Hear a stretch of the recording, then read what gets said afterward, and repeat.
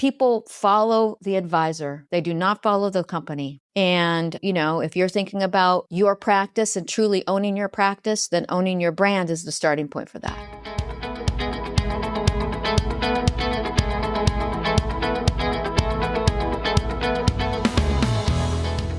This is 401k Specialist Editor-in-Chief Brian Anderson, and this is the 401k Specialist Podcast. We are now less than a month away from the retirement industry's most unique annual conference on the calendar, and the only one focused on helping retirement plan advisors build their personal brand and better understand the real value in doing so.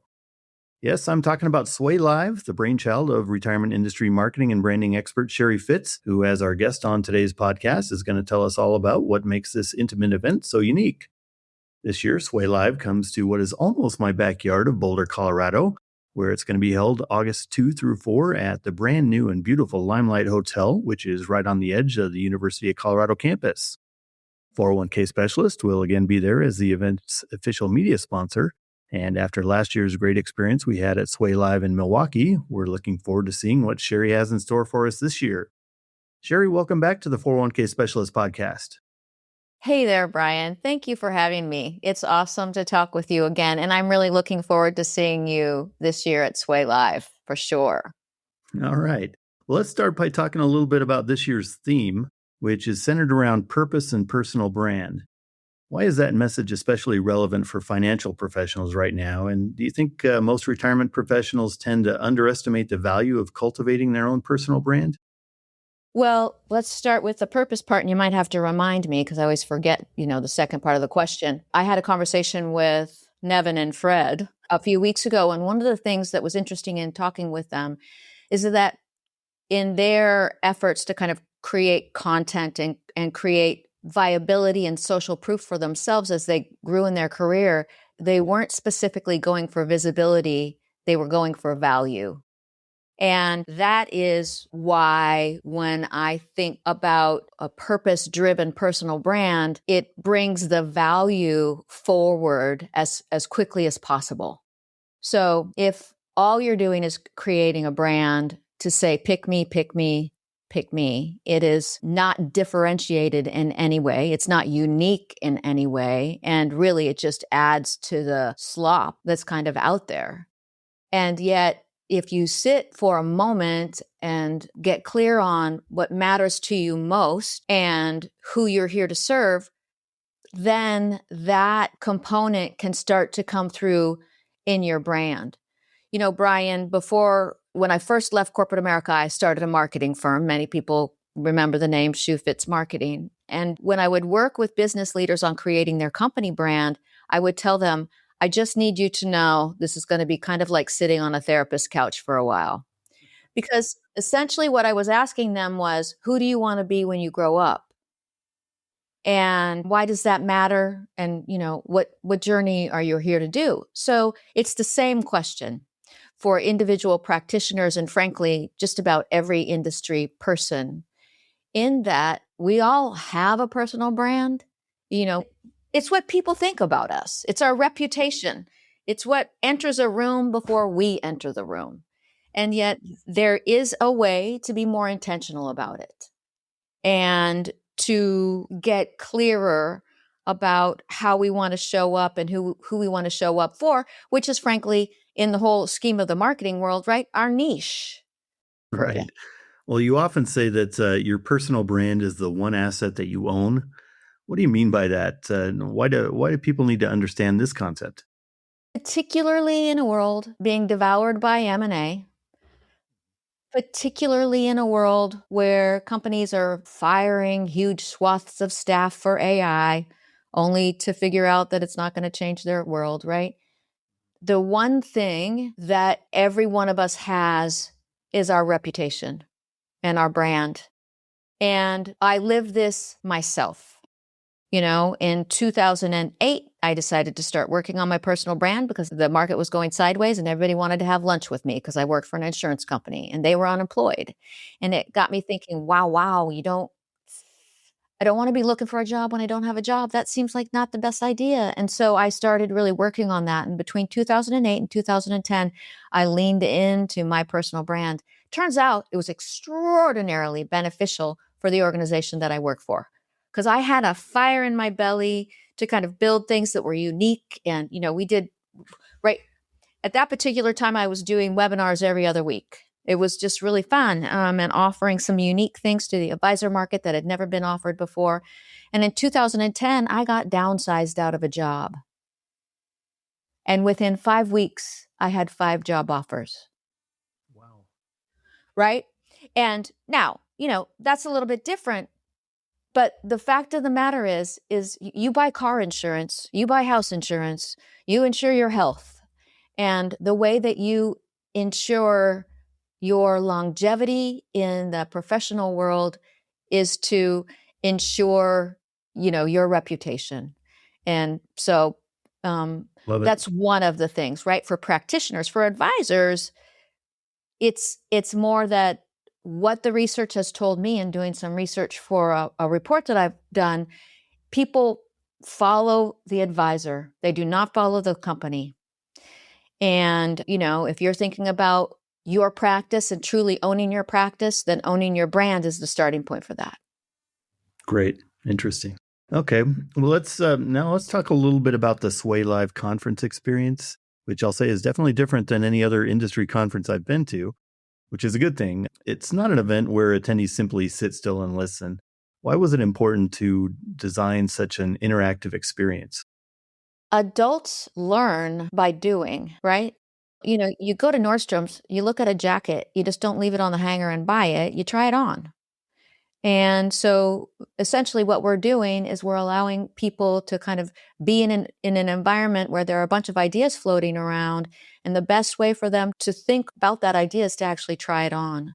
And so one of the things that we do, Brian, and this is one of the challenges as we grow, is that we have a commitment to only 4 people at each table.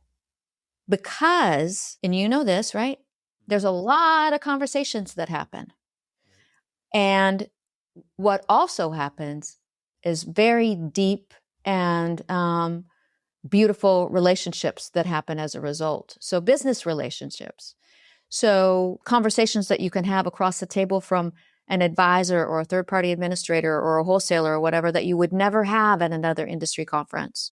And so it's just, I wanted to give people a chance to explore all the things they were learning. It's a requirement for our speakers to build in time for the audience to talk. And we've got mic runners at all times, getting their steps in. And so that's why, learning. Great.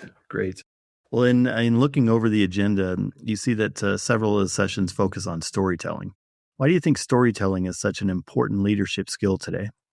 Well, wow, there's so many. What is really interesting is that the place where decisions take place in our body physically is in the limbic system of our brain, which is our emotional center, not our logical center, our emotional center. And so the actual where the synapses snap, that happens in our limbic brain, which is our emotional center. That's also where, when stories happen, that lights up like crazy. So a couple things happen with storytelling. If it's very well done, the listener begins to experience the same brain waves as the teller. So if you want mind control in a sales environment, get really good at storytelling. Bottom line, right? So, and also just even the memorability, we remember stories more than we remember facts and figures. So again, from a sales business perspective, get better at stories, get better at connecting with people, get better sales results. That's really interesting. I never thought about it like that, and it all makes perfect sense. Now, the Sway Spotlight, it seems like, is quickly becoming a signature part of the event. What do you think it is that makes that evening session so special? When I decided to do it last year, Brian, I didn't know what was going to happen. So essentially, gang, what happens is that, people all leave for dinner, and then I ask them to return at 8:00 for something that's called the Sway Spotlight. Some of you may have been at a story slam or maybe a poetry slam, or maybe there's an organization called The Moth that does this, but we give 5 to 7 people the microphone for 8 to 10 minutes. And they have a chance to tell a story or share an idea that has been compelling to them. And there are so many stories that don't get told. And wow, this year there's a Russian immigrant sharing her story of growing up as a first generation family. There's a woman how surfing has changed her life. I'm excited about someone I love dearly, as in my son is going to come and talk about his journey in recovery. So there are stories that, oftentimes don't have a place or platform in our industry that are still super compelling. And so usually, you remember last year, we were laughing, we were crying, we were screaming at the top of our lungs. It was just goosebumps and, wow, it was phenomenal. So I'm excited. And Jay Washington is coming back again as the MC. It's his birthday. So, I'm making him be the MC again. And he's a great voice to be bringing other voices to the platform. So, yeah. Well, he's the perfect person for it. Last year was really great. Now, I know as an event organizer, it's kind of hard to play favorites, but is there anything new this year for the event that you're particularly excited about? Oh, as the event has grown, so have I have grown, in my ability to understand what it means to truly create a transformational experience. So I'm really working on that myself as a facilitator and as a speaker. And I'm super excited about all of the speakers because they're not the standard panels that we'll have. We'll have one panel and it'll be a bunch of our community talking about, what visibility in real life looks like. And I have in the music world in the United States, we have the Grammys. In Canada, that's called Juno. And so I have a Juno nominated musician, Peter Katz, is coming for a 90-minute session with us on Tuesday. That's not something that happens at a conference of our size. Peter's audience, his cover of Halo has like 23 million views on YouTube. But I know Peter from my work in working on learning more about transformation and facilitation and connection and that kind of thing. And that says a lot about that community, but he's coming down from Toronto and for Tuesday morning. So, and then my friend Anne I'm getting goosebumps, Brian. My friend Anne is going to be the opening keynote speaker talking about emotional intelligence and owning your own stories. And Renee and Sam and Freddie and holy criminy, we have a whole bunch of new people. Johanna, TEDx, books. Leah's back. Of course, Leah's back. Leah Bliss, right? So, yeah, I can't say a favorite, but I am most excited about the new people that are coming and new voices to the industry. Yeah. Great. Perfect. All right. Well, there's one other thing I want to touch on before we wrap up. I know you've been hosting a new LinkedIn Live series lately. Can you tell us what that's all about? Yeah, I talk about this on Tuesday at Sway. We do the first part on Monday is predominantly about who you want to be when you grow up. And Tuesday is, okay, now that you know that, what are you going to do about it? And, as an example, do you want a podcast? Do you want a book? Do you want a TEDx? Do you want a LinkedIn newsletter? Whatever. And I've been talking about doing a LinkedIn Live series for a really long time. So I said, well, get to work on that, Miss Fitts. And so it's really about the idea of what I see are the 7 signals that are taking place in our industry. And I wrote a research report on it. Brian and I will talk about maybe another podcast. So I'm having those conversations about what does it mean to be transformative? What does it mean to our industry? And my favorite thing is quilting people together. So having conversations with folks that maybe our industry hasn't heard, much like bringing Leah to Palm Springs and now she's just a superstar, right? Like I want to expand our perspective on what it means to be of service to others in our industry. And so that's where I'm starting. And, Brian, it's just easy to have conversations with people. So LinkedIn Live is an easy way for me to create content, you guys, from a marketing perspective. I mean, to be clear, and then I can repurpose it, right? So, yeah. And it's a different kind of platform. Right. Excellent. Well, Sheri Fitts, speaker, creator, catalyst at Sheri Fitts Company and the brains behind Sway Live. Thanks so much for joining us today and getting us excited about next month's big event in Boulder. Thank you, Brian. Thank you. All right. If you haven't already, remember to get registered soon. There's a link to it on the homepage for this podcast on 401kspecialist.com. Thanks for listening and have a great day.